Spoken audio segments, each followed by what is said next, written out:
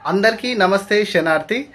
అమ్మ, ఈ జడలు ఎందుకు గడతాయి అని అంటే, మనిషి లోపల ఒక ఆధ్యాత్మిక చింతన కావచ్చు, ఏదన్నా మంచి ఆలోచన వచ్చినప్పుడు ఆ మనిషి లోపల ఒక శక్తి ఉత్పన్నమవుతుంది. ఆ శక్తి ఉత్పన్నమై ఆ శక్తి ఆ ఒంటి లోపల ఎక్కువై అది తట్టుకోలేక రోమాలు నిక్కబొడుచుకుంటాయి. ఆ రోమాలు నిక్కబొడుచుకొని ఆ రోమాలలోకి వచ్చిన శక్తి వల్ల రోమాలు అల్లుకుంటాయి, వెంట్రుకలు అల్లుకుంటాయి, వాటంతట అవి అల్లుకొని అవి జడలు కడతాయి. వాటిని జడలు కట్టుడు అని అంటారు.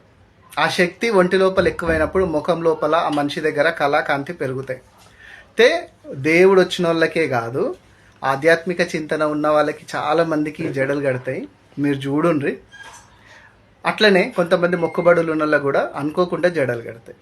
ఇది అయితే ఈ జడలు కడితే కొంతమందికి కలిసి వస్తుంది, కొంతమందికి కలిసి రాదు. ఇది కూడా ఒక ఆలోచన. సైంటిఫిక్ రీజన్ చెప్పిన, ఇప్పుడు మన ఆధ్యాత్మిక పరంగా కూడా ఒక రీజన్ చెప్పిన. అయితే ఇవన్నీ పక్కన పెడితే వీటి వల్ల నష్టాలు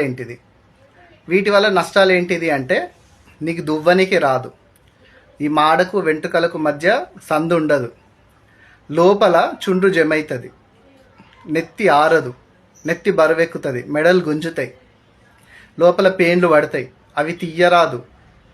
వీటితో పాటు లోపల సన్నసన్న కురుపులై ఎండాకాలం వచ్చి ఇన్ఫెక్షన్స్ అయి పుండ్లు పడతాయి. ఆ పుండ్లు పడ్డప్పుడు ఆ మెదడు మీద ఎఫెక్ట్ పడి నెత్తంతా గుంజుతూ ఉంటుంది, మాడ గుంజుతూ ఉంటుంది. ఇట్లాంటివి జరిగి చాలామంది నా దగ్గరికి వస్తే ఎంతోమందికి నేను చెప్పి తీపిచ్చేసిన వాళ్ళు మంచిగా ఉన్నారు. కొంతమంది మూర్ఖులు ఏంటంటే అవి తీసేని ఇంట్లో ఇట్లయితుంది అట్లయితుంది అని బెదిరించి భయపెట్టించి వాళ్ళని జీవితాంతం అట్లా ఉంచేసి మందో మాకో పెట్టి తగ్గించేసేసి పెద్ద పెద్ద జడలు కట్టించేసి ఉంచిన దాఖలాలు ఉన్నాయి. సరే, అవన్నీ మీ ఇష్టం, అది మీరు ఏమన్నా చేసుకోండి. కానీ దలుచుకునే వాళ్ళు నేను చెప్తున్నా, ప్రతి ఒక్కరు తీసేసేయండి. దానివల్ల మీ ఎదుగుదల ఆగిపోతుంది అంతే, అంతకుమించి ఏముండదు. మీ శారీరకంగా కొన్ని ఇబ్బందులు మీరు పడాల్సి వస్తుంది. మీ దేవుడికి కావాల్సింది ఇంత దీపం, ధూపం, నైవేద్యం, మన మనస్సు నుంచి ఒక మంచి ఆలోచన, ఇవే దేవుడికి కావాలా. మీరు ఇల్లు శుద్ధి చేసుకొని దేవుడికి ఇంత ధూపం, దీపం, నైవేద్యం పెట్టి మీ ఇష్టదేవుని దగ్గరికి వెళ్ళిపోయి అక్కడ తలనీలాలు సమర్పించేసేయండి. స్వామి, మళ్ళీ నాకు రావద్దు, అమ్మ మళ్ళీ నాకు ఈ జడలు వద్దు, ఇట్లాంటివి రావద్దు, నేను భరించలేను అని దండం పెట్టుకొని ఇంత బండారు వేసుకొని స్నానం చేసి ఇంత గుగ్గిలం పొగ నెత్తికి పట్టియండి, మీకు మళ్ళీ జడలు రావు.